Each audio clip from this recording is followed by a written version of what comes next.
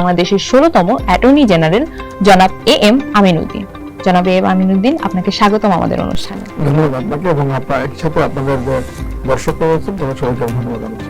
ধন্যবাদ। আমি আপনাদের সঙ্গে আছি হালিমা বিনতে ইসলাম। আজ আমরা আপনার কাছে দুটো বিষয় জানতে চাব। প্রথমত, কিভাবে আপনি একজন আইনজীবী হবেন এবং কিভাবে একজন ভালো আইনজীবী হবেন। ধন্যবাদ আপনাকে। প্রথমত আইনজীবী হতে হলে প্রথমে আপনাকে ইন্টারমিডিয়েট পাস করার পরে আপনার ক্যারিয়ারটা ঠিক করতে হবে, আপনি কোন দিকে যাবেন। আপনি যদি মনে করেন আপনি আইন পেশায় আসতে চান, সেই ক্ষেত্রে আইনজীবী হতে চান বা বিচারক হতে চান, যেটাই হতে চান না কেন আপনাকে আইনে স্নাতক হতে হবে। হ্যাঁ, আমাদের দেশে ইতিপূর্বে আমরা যখন পড়তাম তখন কিন্তু আমরা অন্য বিষয়ে স্নাতক হয়ে পড়া যেত, কিন্তু এখন সবগুলোই কিন্তু এখনো করা যাচ্ছে, কিন্তু এটার সংখ্যা অনেক কমে গেছে। কারণ সরাসরি ইন্টারমিডিয়েট পাস করার পরেই আপনার বিশ্ববিদ্যালয়, এখন অনেকগুলো প্রাইভেট বিশ্ববিদ্যালয় আছে, সরকারি তো যেটা পাবলিক বিশ্ববিদ্যালয়, ঢাকা বিশ্ববিদ্যালয়, চট্টগ্রাম বিশ্ববিদ্যালয়, রাজশাহী বিশ্ববিদ্যালয়, জগন্নাথ বিশ্ববিদ্যালয়, জাহাঙ্গীরনগর বিশ্ববিদ্যালয়, সবাই কিন্তু পড়াচ্ছে, আইনটা পড়াচ্ছে। তো এইসব যে কোনো একটা বিশ্ববিদ্যালয় ভর্তি হতে অথবা বাংলাদেশের বিভিন্ন প্রাইভেট বিশ্ববিদ্যালয় রয়ে গেছে তাদের কাছে আপনার তাদের এখানে ভর্তি হয়ে আইনে স্নাতক ডিগ্রি নিতে হবে।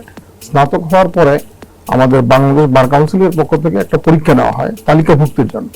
সেই তালিকাভুক্তি পরীক্ষা দেওয়ার জন্য প্রথমে আপনাকে স্নাতক পরীক্ষা দেওয়ার পরপরই বা রেজাল্ট হওয়ার পরপরই আপনাকে পিপিএস হিসেবে কাজ করার জন্য একজনের সাথে আপনার চুক্তিবদ্ধ হতে হবে। সেই চুক্তির কপি বার কাউন্সিলে জমা দিতে হবে। বার কাউন্সিলে জমা দেওয়ার পর যখন 6 মাস আপনার শেষ হবে, পরবর্তীতে আপনি পরীক্ষা দিতে পারবেন।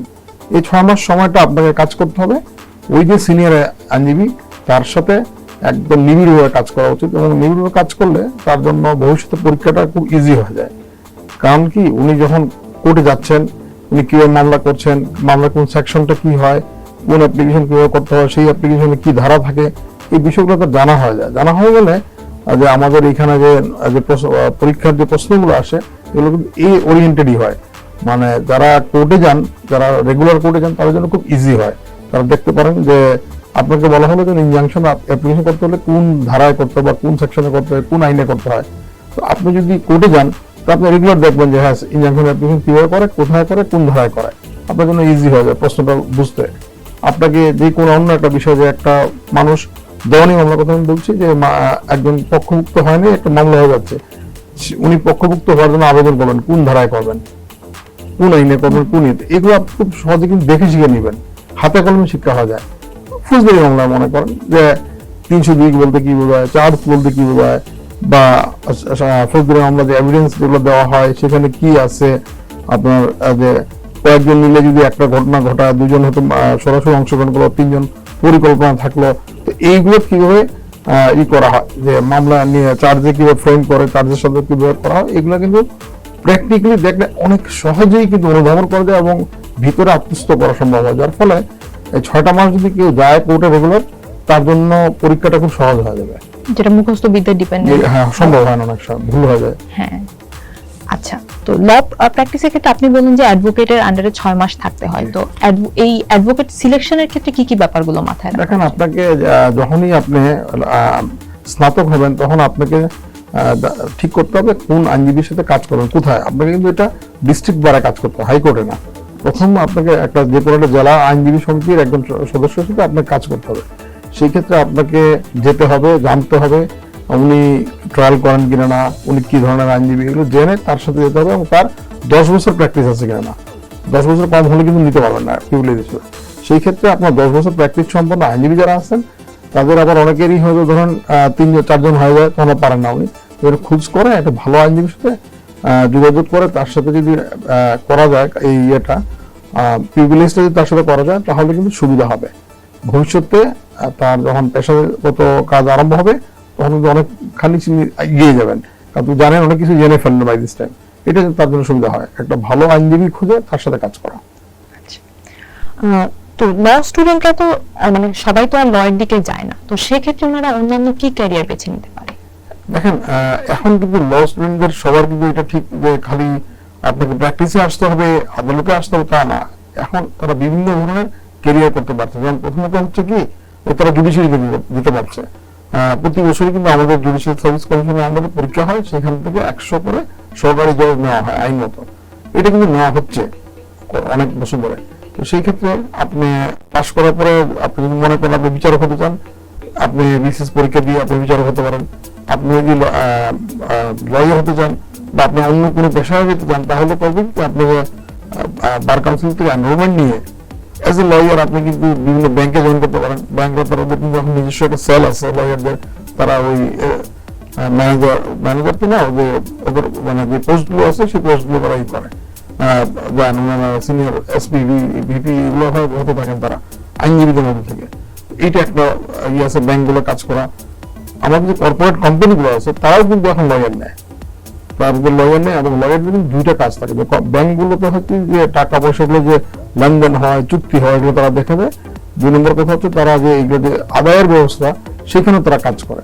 আর এছাড়া একটা কাজ করে কি ব্যাংকের যে ওই যে ইন্টারনাল যে কতগুলো ম্যানেজমেন্ট আছে না, সেখানে যে হিউম্যান রিসোর্সে যে কাজটা থাকে, অর্থাৎ মানুষের যে তাকে নিয়োগ দেওয়া, তার বিরুদ্ধে কোনো যদি কখনো যদি কোনো সমস্যা মনে হয় তার বিরুদ্ধে কোনো প্রসিডিং ইনিশিয়েট করে সেটা ব্যবস্থা নেওয়া, এগুলো কিন্তু লয়াররা সহায়তা করেন এবং ওনারা অনেকখানি কাজ করেন। এই জন্য প্রত্যেকটা কোম্পানি, প্রত্যেকটা ব্যাংক বা আর্থিক প্রতিষ্ঠান তারা কিন্তু নিজস্ব লয়ার নিয়ে কাজ করে, যার ফলে আইনজীবীদের কিন্তু এখন কর্মক্ষেত্রে অনেক সুযোগ সুবিধা বেড়ে গেছে, ডাইভার্সিফাইড জায়গায় কাজ করতে। ডাইভার্সিফাইড হয়ে গেছে তাদের কাজটা। আচ্ছা, আপনার কি মনে হয় যে একজন ভালো লয়ার হওয়ার ক্ষেত্রে একাডেমিক কোয়ালিফিকেশন তো অবশ্যই গুরুত্বপূর্ণ, এছাড়া মানবিক কি গুণাবলী তার মধ্যে থাকা উচিত? আপনাকে ভালো লয়ার হতে হলে প্রথমতই ভালো মানুষ হতে হবে।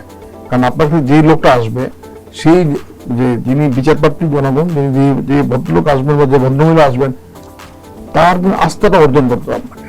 সেটা কিভাবে করবেন? আপনার সৎ কাজের দ্বারা আপনার নিজস্ব একটা পরিচিতি গড়ে উঠবে যে এই লোকটা ভালো ভালো মানুষ, তখন কিন্তু মানুষ আসবে। কারণ একজন দেখেন তার অনেক সময় মানুষের অসম্ভব ব্যক্তিগত কতগুলো সমস্যা থাকে যেটা তিনি অন্য কারোর সাথে আলাপ করেন না, আমার সাথে এসে কথা বলেন, যে উনি বলেন আমি আপনার একান্ত একটু কথা বলতে চাই, আমরা তখন অন্যদেরকে সরিয়ে দিই, ওনার সাথে কথা বলি, উনি অনেক নিজের জীবনের কিছু কথা বলেন, শুনলে নিজের কাছে ইয়ে লাগে। তো এই বিষয়গুলো কিন্তু আইনজীবীর কাছে বলেন।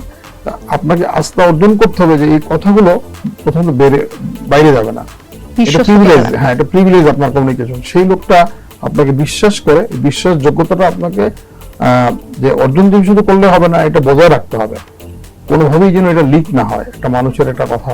এটা প্রথম কথা হচ্ছে। দ্বিতীয় কথা হচ্ছে আপনাকে মানবিক হতে হবে। যে লোকটা আসলো তার সাথে ব্যবহারটাকে আপনাকে অন্তত মানবিকভাবে করতে হবে। যখন ইদানিং আপনার দেখবেন যে অনেকগুলো মামলা আমি কোর্টে দেখতে পাই যে বাচ্চাদের নিয়ে মামলা হচ্ছে, বাপ মার কোনো কারণে হয়তো কোনো সমস্যার সৃষ্টি হলো, বাচ্চার অভিভাবকত্ব নিয়ে মামলা হচ্ছে। এইসব মামলায় আপনাকে কিন্তু অনেক বেশি সংবেদনশীল হতে হবে, শুধু জেতার জন্য দিতে হবে না। এখানে আপনার এগুলো এই বিষয়গুলো মানবিকতা আপনাকে যেন আপনার হারিয়ে না যায়, মানবিকতা যেন আপনার সাথে থাকে, মানবিকতা দিয়ে যেন আপনি উদ্বুদ্ধ হন, সেটা কাজ করতে হবে এবং সৎ হতে হবে। আপনি জানেন আমাদের মানে উচ্চ আদালতে বিশেষ করে যখন মামলা শুনানি হয়, প্রথম যেটা মোশন বলি আমরা, প্রাথমিক যে মামলাটা গৃহীত হবে কি হবে না, সেই মামলায় কিন্তু 60% কিন্তু তারা বিশ্বাস করে মুখের কথায়। অতএব আপনাকে কিন্তু ওই জায়গাটা অর্জন করতে হবে, আপনাকে বিশ্বাস করাতে হবে। যদি বিশ্বাস না করেন, আপনি বলে কতগুলো মামলা করবেন, সবগুলো কাগজ দেখাতে কিন্তু হবে না।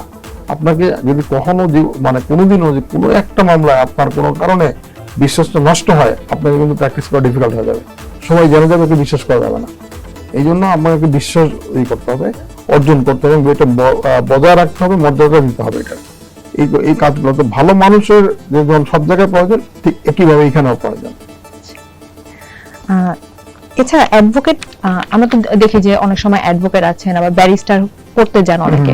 তো এই আইন পেশার জন্য ব্যারিস্টার হওয়াটা কতটা গুরুত্বপূর্ণ? দেখেন, যারা বার করেন তারা বাংলাদেশে যারা পড়েন না, তারা বাইরেতে পড়ে আসেন, তারা ওইখানে বার করেন। কিন্তু আমাদের দেশে হয় কি, ব্যারিস্টার হন, অ্যাডভোকেট হন, আপনাকে বার কাউন্সিল সবাইকে পরীক্ষা দিতে হবে, পরীক্ষা দিয়ে পাশ করে সবাইকে একই আইন পড়তে হয়, একই প্র্যাকটিস করতে হয়। অতএব ওইখানে কোনো সমস্যা মানে যে বাড়তি সুবিধা হবেন তা না। হ্যাঁ, একটু বাড়তি সুবিধা পাওয়া যায়, মানুষ মনে করে যে উনি ব্যারিস্টার, ওনার কাছে গেলে মনে বেটার হবে, এটা হতে পারে মানুষের পারসেপশন, কিন্তু আইনের ক্ষেত্রে কোনো ইয়ে নেই।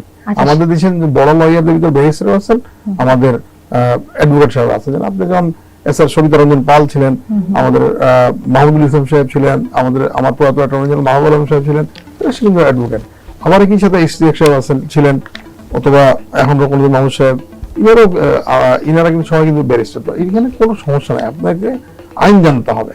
যিনি ভালোভাবে আইন জানেন, ভালোভাবে বুঝতে পারবেন, তিনি কিন্তু ভালো লয়ার। সেক্ষেত্রে পিএইচডি ডিগ্রিধারী মানুষটাও সেই পরিমাণ একই গ্রহণযোগ্য। আপনাকে একই কারণ যিনি বেশি পড়ালেখা করেন তার কাছে হয় কি মানুষ বেশি আশা করে যে উনি তো অনেক বেশি জানবেন, এটা একটা কথা। পিএইচডি যারা করেন তার কাছে এই ধরনের আশা করে, কিন্তু একজন পিএইচডি ডিগ্রিধারী হলেই যে উনি ভালো লয়ার হবেন তা না, বা একজন উকিল হলেই উনি খারাপ হবে তা না। আপনাকে জানতে হবে আসল কথা হচ্ছে কি কত পরিশ্রমী আপনি, কত পড়ালেখা করেন এবং আপনার কাজের প্রতি একাগ্রতা কি, এই সবকিছু মিলিয়ে কিন্তু আপনি উকিল হিসেবে নিজেকে প্রতিষ্ঠা করতে পারবেন। আপনাকে প্রথমত ধৈর্যশীল হতে হবে, মানুষের কথা শুনতে হবে, তার বক্তব্যটা শুনে তারপর আপনি সিদ্ধান্ত নেবেন, তাকে মাঝপথ থামাতে পারবেন না। তৃতীয় যেটা করতে হবে, আপনাকে প্রচুর পড়ালেখা করতে হবে।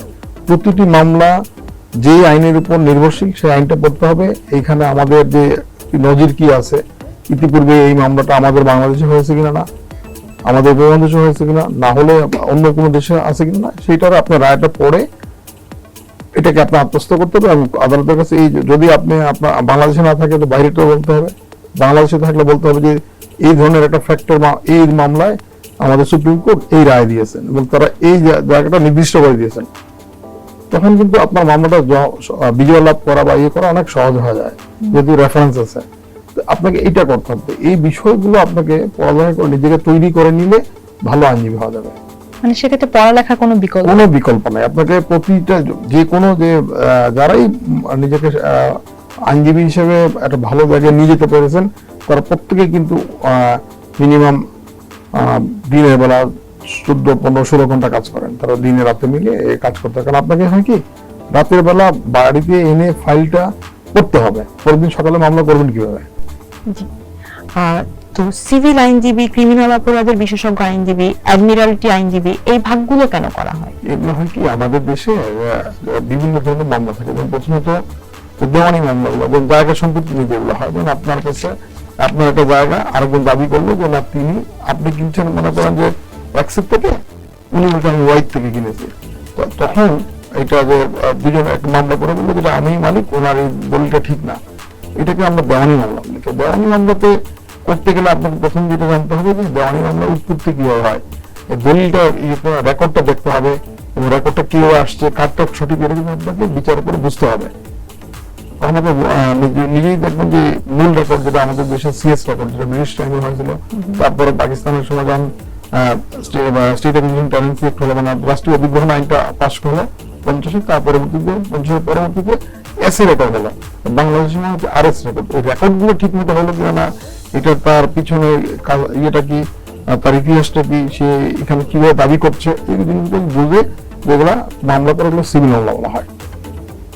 আবার আমাদের দেশে যে ফৌজদারি মামলা, আপনারা জানেন যে কোনো একটা মারামারির ঘটনা ঘটলো, সেই মারামারির ঘটনার কারণে যদি একটা মামলা দায়ের হয়, সেই মামলাতে যদি এখন আবার শুধু মারামারির জন্য না, এখন যদি কোনো প্রতারণা, এগুলো কিন্তু ফৌজদারি মামলা, কেউ যদি দুদকের মামলাগুলো ফৌজদারি মামলা, এই মামলাগুলোর জন্য যারা সবসময় কাজ করে তাদেরকে দেওয়ানি ফৌজদারি আইনজীবী বলা হয়।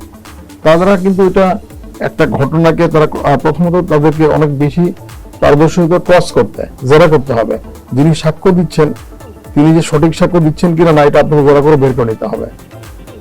এটা একটা কাজ করতে হবে। কোম্পানি বা আপনি যেটা অ্যাডমিনিস্ট্রেটিভ বললেন, কোম্পানি মামলাগুলো হচ্ছে কি এখন বাংলাদেশে বিভিন্ন কোম্পানি হচ্ছে, কোম্পানিগুলোর কিছুগুলো সমস্যা থাকে, যেমন তারা ঠিক টাইমে তাদের বাৎসরিক সভা, অ্যানুয়াল জেনারেল মিটিং এটা করতে পারে না, তারপরে কোনো কারণে তারা এটা করতে পারে না, কোনো কারণে তার যে কোম্পানির মেমোরান্ডাম বা আর্টিকেলস এগুলো পরিবর্তন আনবে, এইসব কারণে কোর্টে যেতে হয়। তারপর তার যদি কোনো কারণে তার মালিকানা নিয়ে গন্ডগোল হইতে হবে, একজন কম শেয়ার মাইনরিটি, তার যদি সে দেখে যে তার মেজরিটি শেয়ার যারা তার দ্বারা সে অপেস্ট হচ্ছে, তার ক্ষতিগ্রস্ত হচ্ছে, তখন সে মাইনরিটিদের প্রোটেকশনের জন্য কোর্টে যেতে পারবে।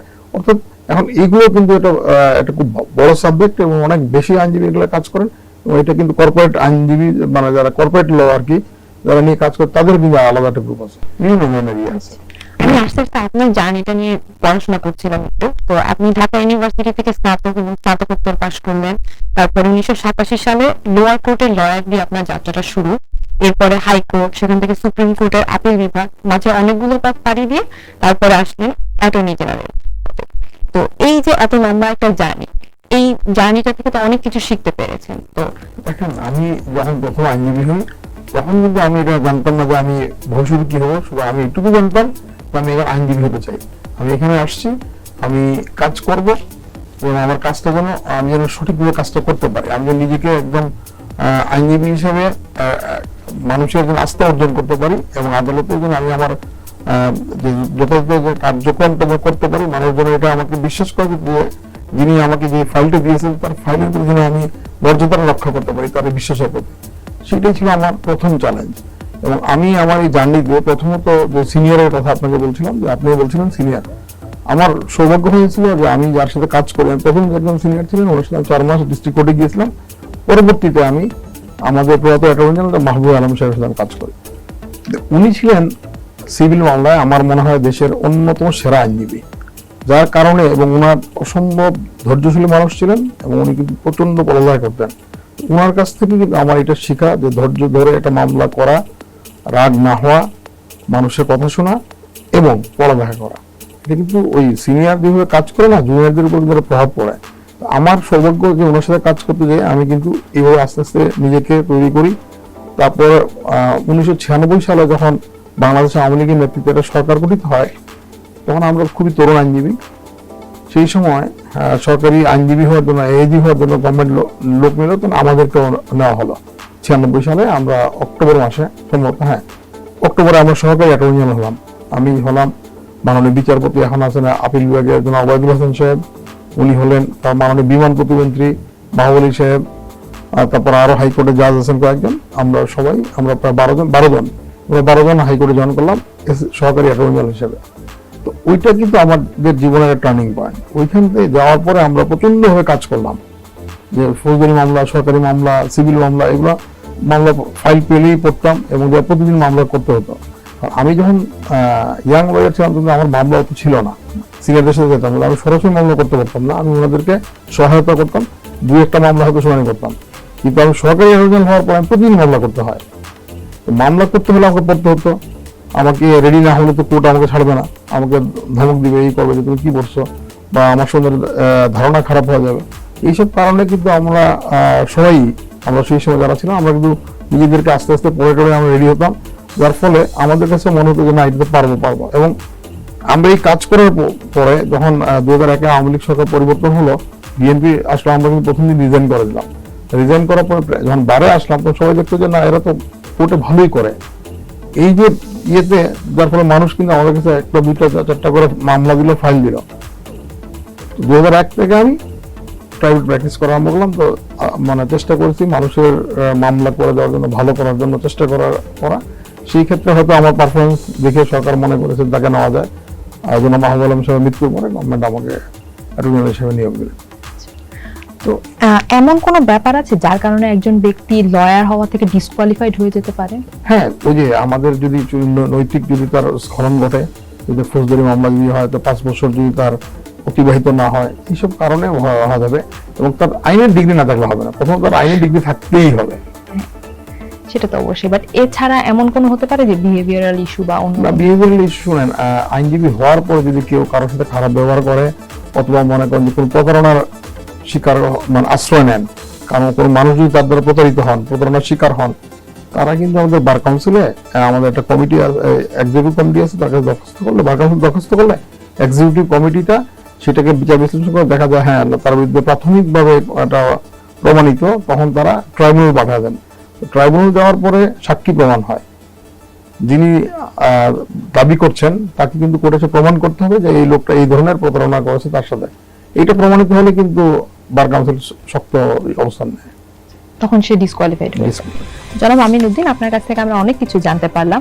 আশা করি যারা নতুন আইনজীবী হতে চান তাদের জন্য আজকের এই অনুষ্ঠান অনেক কাজে লাগবে। সুপ্রিয় দর্শক, আমরা আজকে এখানেই বিদায় নিচ্ছি।